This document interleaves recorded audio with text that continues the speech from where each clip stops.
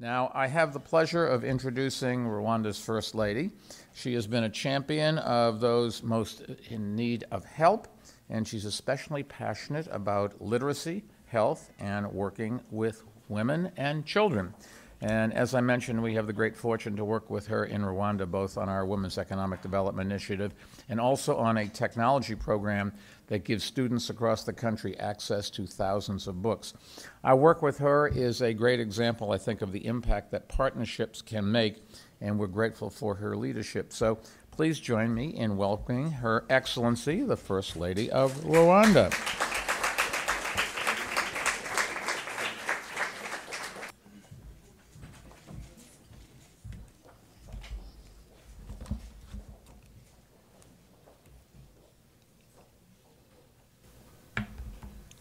So, dear sisters, the Bloomberg Philanthropies, dear friends, distinguished ladies and gentlemen, good evening.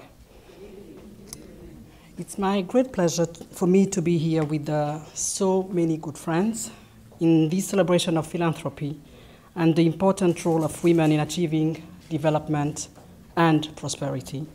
We are inspired by all of you who work hard to harness the power of innovative partnerships to transform the lives.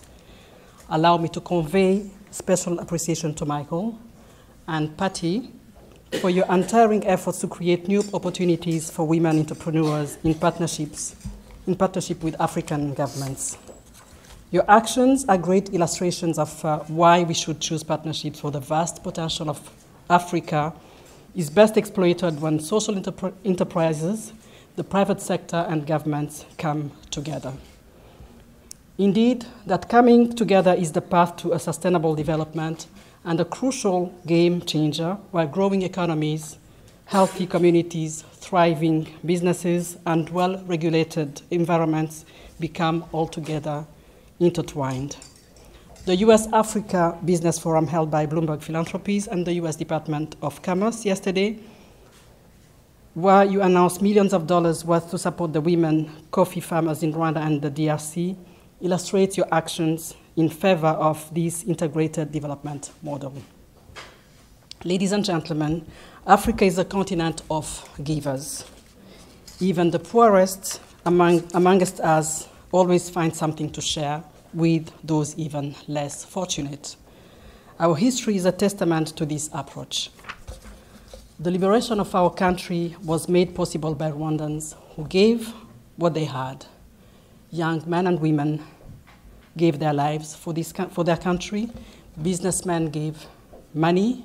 Farmers gave cows.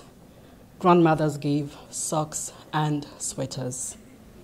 In fact, the spirit of that Rwandans share together today was sparked, deepened, and became culture by the countless acts of sacrifices and generosity.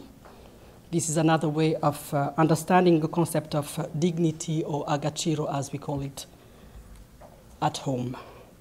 Dear guests, to the question of why choose philanthropy in this quest for true development, I would say that for us, the relevance of these philanthropic partnerships is that all parties involved are winners.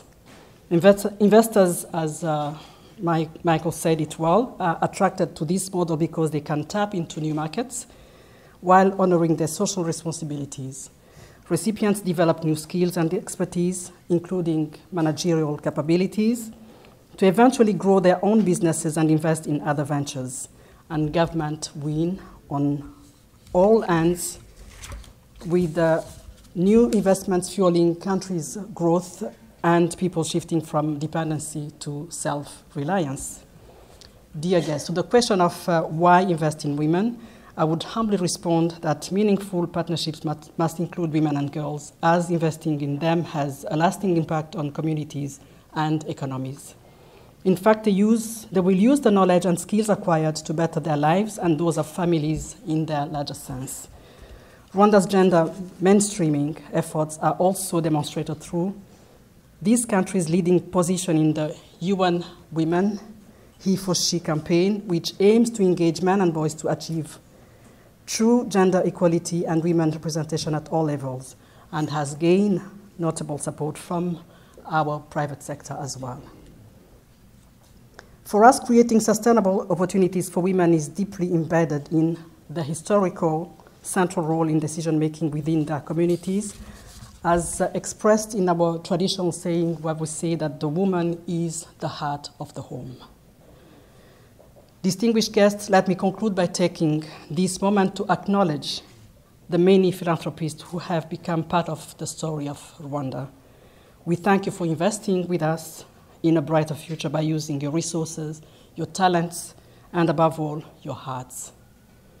The multi-layered partnerships woven by every single one of you, Friends of Rwanda, started with the belief in creating life-changing opportunities for our countrymen and women via deeply humane and culturally sensitive initiatives of high standard, as developed over the years by committed individuals like Verna and the group of women you work with who have visited Rwanda several times over the past years. All well said by our own Rwandan poet, Angel Uwamahoro. If there is no trace of me, if the people and the things say they did not know me, then it's probably because I didn't live to the fullest. It's probably because I didn't change the world in the capacity I was given. I didn't make a difference. I thank you all for your kind attention.